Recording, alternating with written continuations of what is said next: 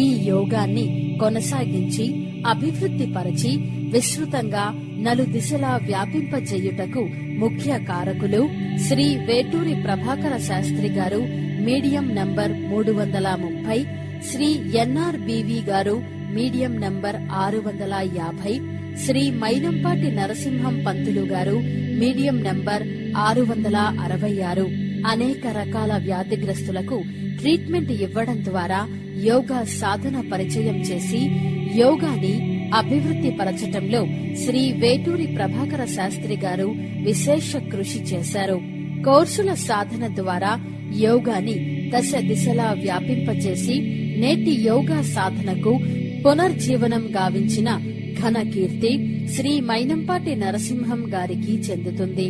ఈ యోగానికి మాస్టారు గారి డైరెక్ట్ మీడియం కానప్పటికీ వారి యోగా సాధనలో మాస్టర్ గారి దర్శనం లభించటం ద్వారా ఈ యోగా మార్గములో ప్రవేశించి తాము అవలంబించే సాంప్రదాయ పూజా విధానాలతో పాటుగా యోగా విధానాన్ని కూడా జోడించి తమ సేవా కార్యక్రమాల ద్వారా ఈ యోగా విధానాన్ని శ్రీ ఎక్కిరాల కృష్ణమాచార్యులు వారు కూడా విశేషంగా విస్తృతపరచారు. ప్రస్తుతం వారి మార్గాన్ని శ్రీ అనంత కృష్ణ గారు, శ్రీ పార్వతీ కుమార్ గారు ఇంకా ముందుకు తీసుకుని పోవుచున్నారు.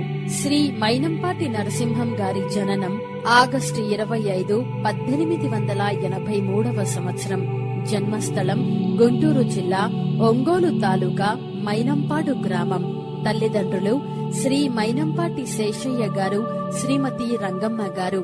తల్లిదండ్రుల స్థిర నివాసం ఒంగోలుకు 10 మైళ్ల దూరంలోని సముద్ర తీర ప్రాంతం కొత్తపట్నం. శ్రీ శేషయ్య పుణ్య దంపతులకు కలిగిన 4 కుమారులు, 4 కుమార్తెలలో శ్రీ ఎంఎన్ గారు జ్యేష్ఠ కుమారుడు. వీరి తల్లిదండ్రులు పెట్టిన పేరు జ్వాలా నరసింహం కాగా వాడుకలో నరసింహంగా మారి మన యోగా ప్రవేశం తరువాత ఎంఎన్ గారుగా ఒంగోలు మాస్టరుగా ప్రసిద్ధి చెందారు. వీరి మేనమామ ప్రముఖ స్వతంత్ర సమరయోధులు శ్రీ టంగుటూరి ప్రకాశం పంతులు గారు. ఎంఎన్ గారి విద్యాభ్యాసం ప్రాథమిక విద్య కొత్తపట్టణం ప్రైమరీ స్కూల్లో తండ్రి వద్ద, ఉన్నత విద్య ఒంగోలు హైస్కూల్లో, ఆంగ్ల భాషాధ్యాయనం మేనమామ ప్రకాశం పంతులు గారితో కలిసి రాజమహేంద్రవరంలో మెట్రిక్యులేషన్, మద్రాస్ క్రిస్టియన్లో కాలేజీ విద్య intermediate, B A physics degree Madras Christian కాలేజీలోనే జరిగింది.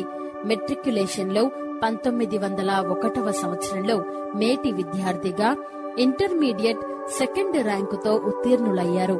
బెజవాడలోని చర్చ్ మిషన్ స్కూల్లో 2 సంవత్సరాలు ఉపాధ్యాయ వృత్తిలో ఉన్నారు. మన యోగా మీడియం నంబర్ 394 శ్రీ ప్రత్తిపాటి శోభనాచలం గారు శ్రీ ఎంఎన్ గారి వద్దనే చదువుకున్నారు. శ్రీ ఎంఎన్ గారికి 1904 సంవత్సరంలో కర్నూలు వాస్తవ్యులు శ్రీ వెంకటప్పయ్య గారి ఏకైక కుమార్తె రంగనాయకమ్మ గారితో వివాహం జరిగింది. తరువాత ఎంఎన్ గారు ఉపాధ్యాయ వృత్తిలో సంతృప్తి చెందకపోవటంతో మేనమామ శ్రీ టంగుటూరి ప్రకాశం పంతులు గారు మద్రాసులో న్యాయవాద వృత్తి ప్రారంభించి శ్రీ ఎంఎన్ గారిని కూడా లా చదవమని ప్రోత్సహించి తనతో మద్రాస్ తీసుకుని వెళ్లి లా చదివించారు. శ్రీ ఎంఎన్ గారు న్యాయవాది వృత్తిని 1912 నుండి నిర్వహించారు. రాజమండ్రిలో మేనమామ ప్రకాశం పంతులు గారి వద్ద అప్రెంటిస్ గా చేసి బాపట్లలో, ఒంగోలులో కూడా న్యాయవాదిగా పనిచేశారు. న్యాయవాదిగా మంచి పేరు గడించి లీడర్ ఆఫ్ ది బార్ గా ఎన్నికయ్యారు.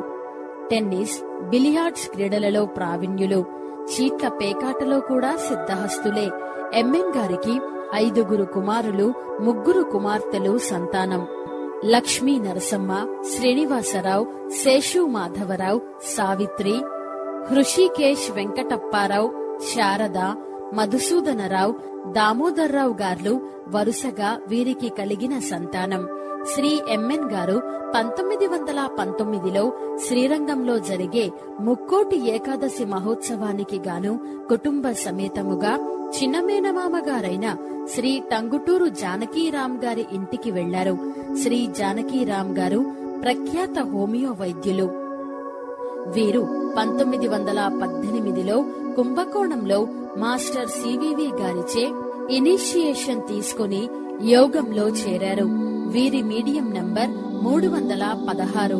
ఎంఎన్ గారు జానకీరాం గారి యోగా సాధనా విధానాన్ని చూసి ఉత్తేజితులై తనను కూడా యోగంలో చేర్చమని కోరారు. 1919 డిసెంబర్ కాల్ సమావేశానికి మేనమామ జానకీరాం గారితో ఎంఎన్ గారు కుంభకోణం వెళ్లారు. మాస్టర్ గారిని దర్శించి పాదాభివందనం చేసి సమీపంలో కూర్చొనగా మాస్టరు గారు ఎంఎన్ గారిని చూచి చిరునవ్వుతో నీకు ఏమి కావాలి అని అడిగారు. అప్పుడు ఎంఎన్ గారు మనశ్శాంతి కావాలి అని అడుగగా ఇచ్చాను అని మాస్టర్ గారు అన్నారట. ఆనాటి సాయంత్రం అనగా డిసెంబర్ 29, 1999 4 గంటలకు మాస్టారు గారు ఎంఎన్ గారికి ఇనిషియేషన్ ఇచ్చి శిష్యుడిగా స్వీకరించటం జరిగింది. ఈ విధముగా ఎంఎన్ గారు తన 37వ ఏట 666వ మీడియంగా యోగా సభ్యులు అయ్యారు. తరువాత శ్రీ ఎంఎన్ గారు న్యాయవాద వృత్తితో పాటు యోగాభ్యాసాన్ని అకుంఠిత దీక్షతో కొనసాగించారు.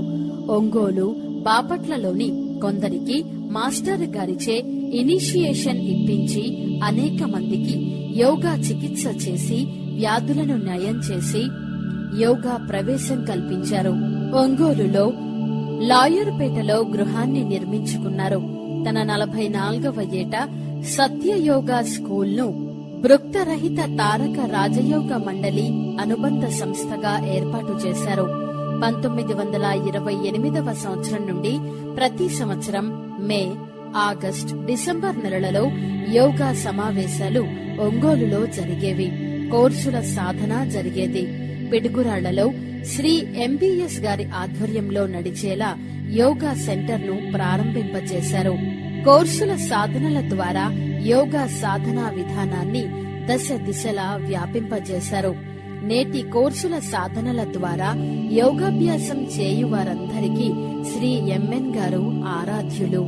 మాస్టర్ సివివి గారు మార్చి 20వ తేదీ 1922వ సంవత్సరం నుండి ఒలిడియర్ 3వ నామమును ప్రతిరోజు ఉదయం సాయంత్రం జనరల్ ప్రాక్టీస్ గా చేయమని శ్రీ ఎంఎన్ గారికి రాసిన చివరి మెమోలో ఆదేశించారు.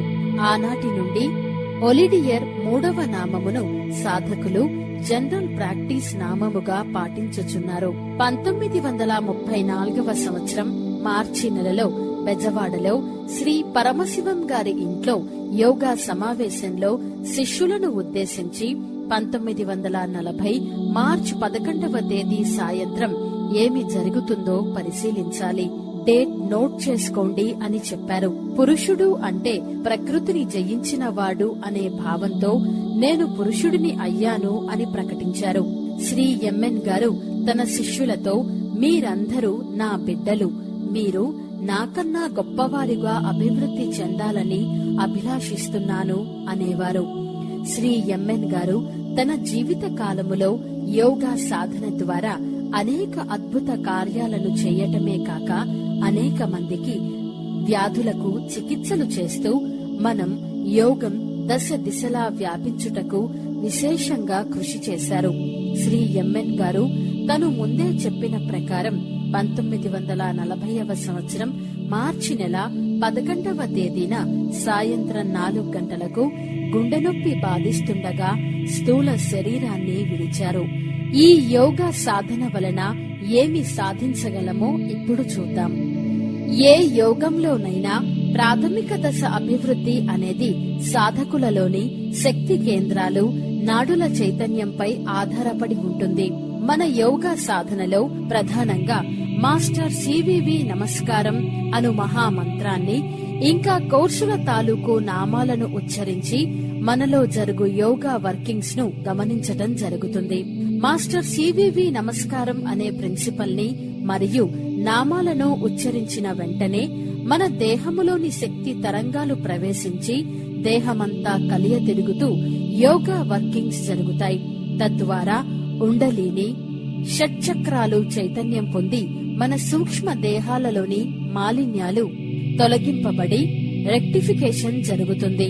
సుషుమ్న, ఇడ, పింగళ నాడుల ద్వారా యోగా శక్తి తరంగాలు ప్రవహించి కుండలిని బోరు చెయ్యడం మూలంగా మన కర్మల నిర్మూలన జరుగుతుంది.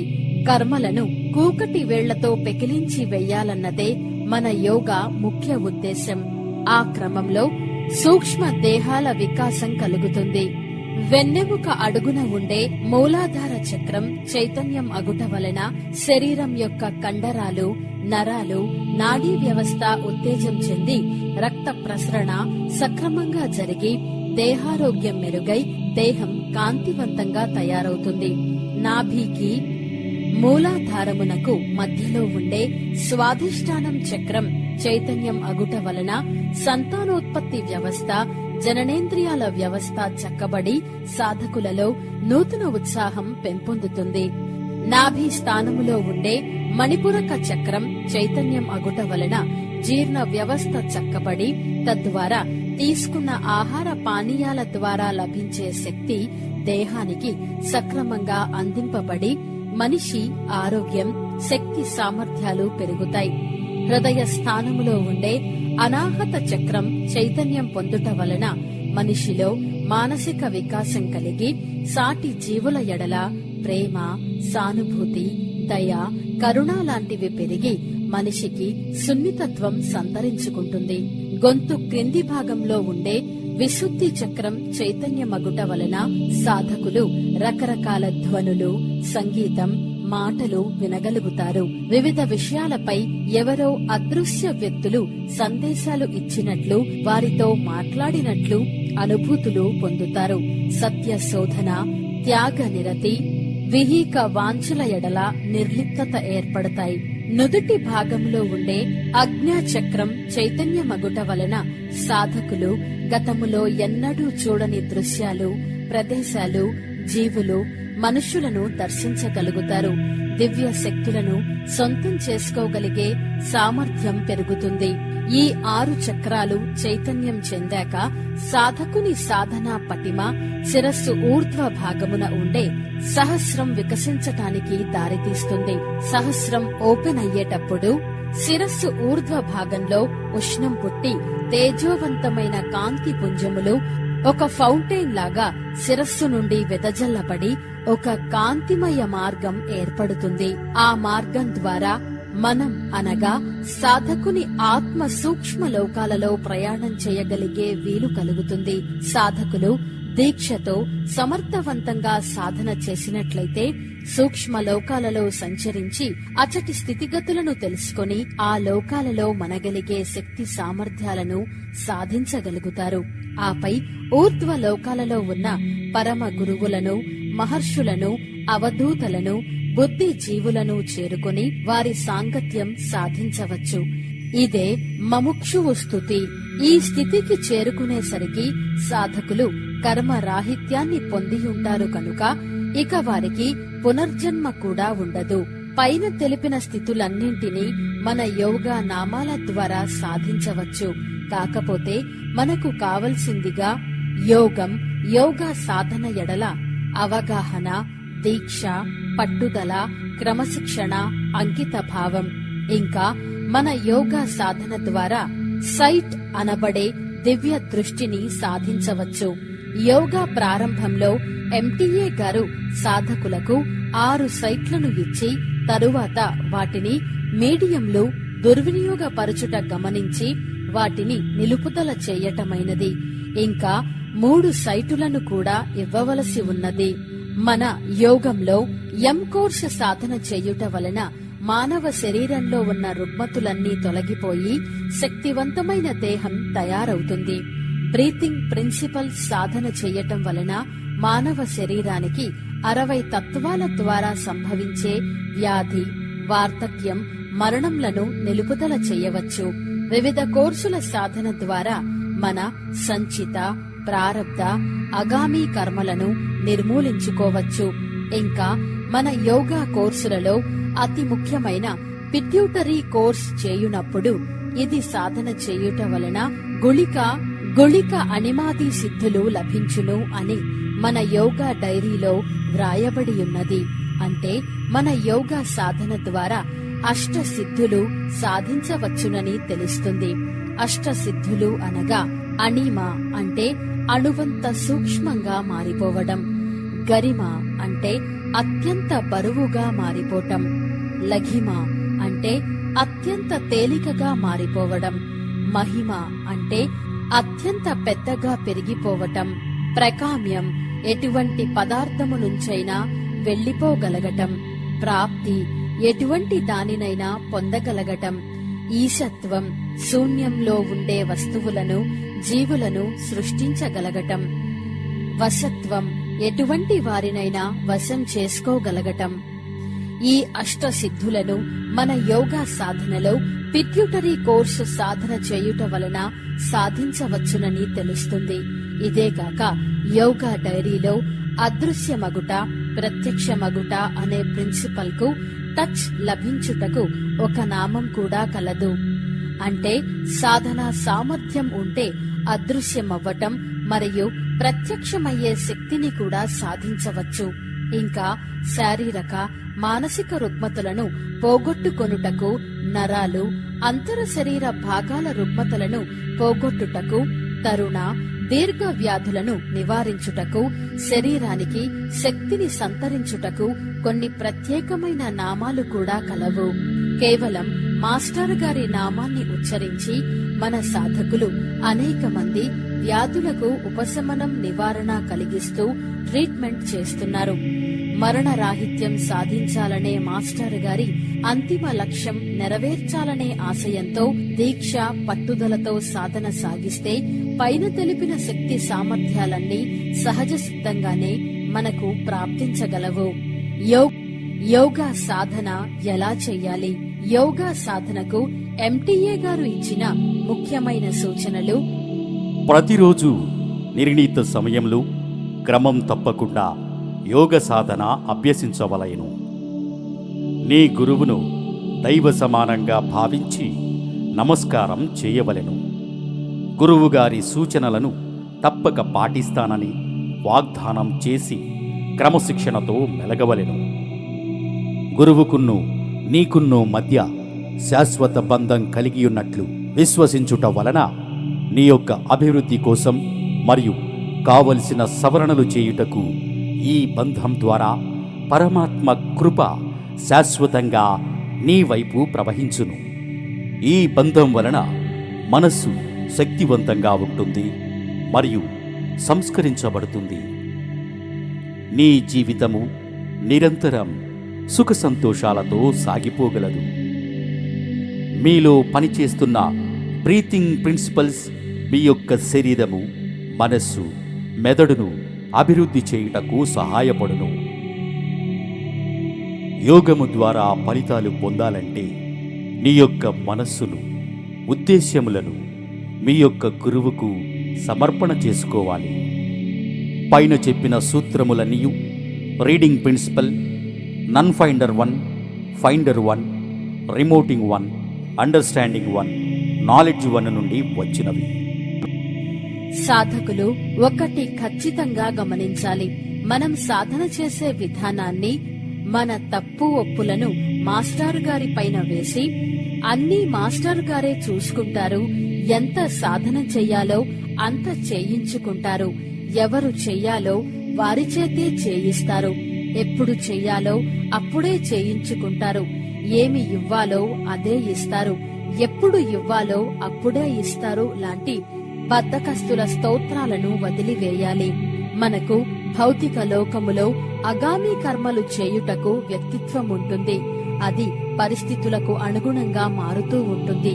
కనుక అది వచ్చినా యోగా సాధన చేసే అవకాశాన్ని ఉపయోగించుకొని క్రమశిక్షణతో, దీక్షతో ఏదైనా సాధించాలి అనే పట్టుదలతో యోగా సాధన చేయాలి. అప్పుడే మాస్టారు గారి నుండి మనకు సహాయ సహకారాలు, గైడెన్స్ లభిస్తాయి. ఎవరు సాధన చేస్తే వారికి ఫలితం వస్తుంది. ఎంత చేస్తే అంత వస్తుంది. ఎప్పుడు చేస్తే అప్పుడే వస్తుంది. చేసింది పోదు, చెయ్యనిది రాదు. కనుక సాధకులు దీనిని నిరంతరం మనస్సులో పెట్టుకొని సాధన చెయ్యాలి. ప్రతి సాధకులు మన యోగా డైరీలు, ఎంటీఏ గారి ఆదేశాలు, యోగా నోట్స్, కోర్సుల పుస్తకాలు తప్పక చదవాలి. ప్రతి ఇంటిలో ఆ పుస్తకాలు ఉండాలి. యోగా సాధనకి పాటించవలసిన నియమ నిబంధనలు, సమయ పాలనా పద్ధతులు, జాగ్రత్తలు అన్నీ ఆ పుస్తకాల్లో ఉన్నాయి. అవే మన యోగా సాధనకు మార్గదర్శకాలు, పవిత్ర గ్రంథాలు.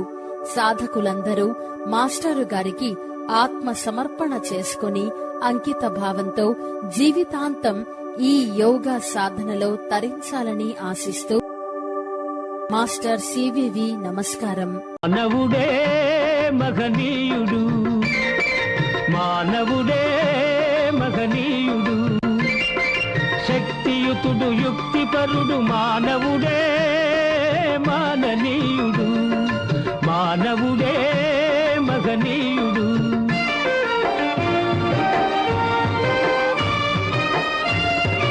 మంచిని తలపెట్టినచో మనిషికడ్డు లేదులే, ప్రేరణ దైవానిదైన సాధించును నరుడే.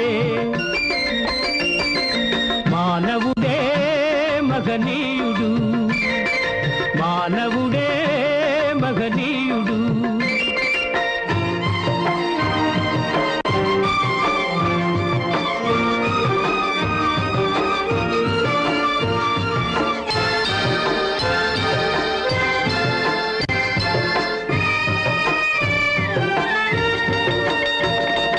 దివిజ గంగ భువిడింపిన భగీరథుడు మానవుడే,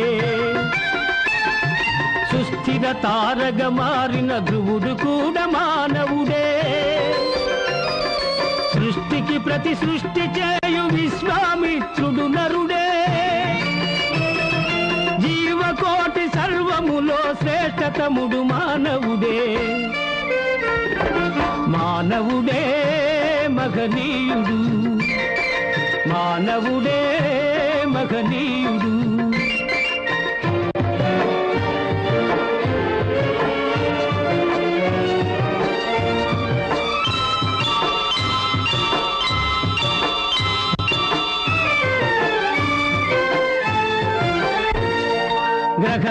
గ్రహరాశులనధిగమించి ఘనతారల పథము నుంచి,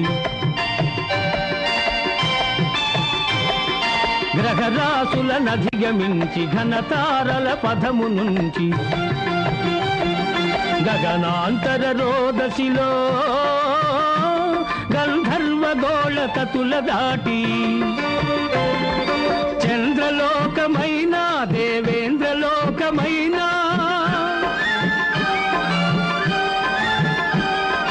చంద్రలోకమైన దేవేంద్రలోకమైన బొందితో జయించి మరల భువికి తిరిగి రాగలిగే మానవుడే మహనీయుడు, శక్తియుతుడు యుక్తిపరుడు, మానవుడే మాననీయుడు, మానవుడే మహనీయుడు, మానవుడే మహనీయుడు.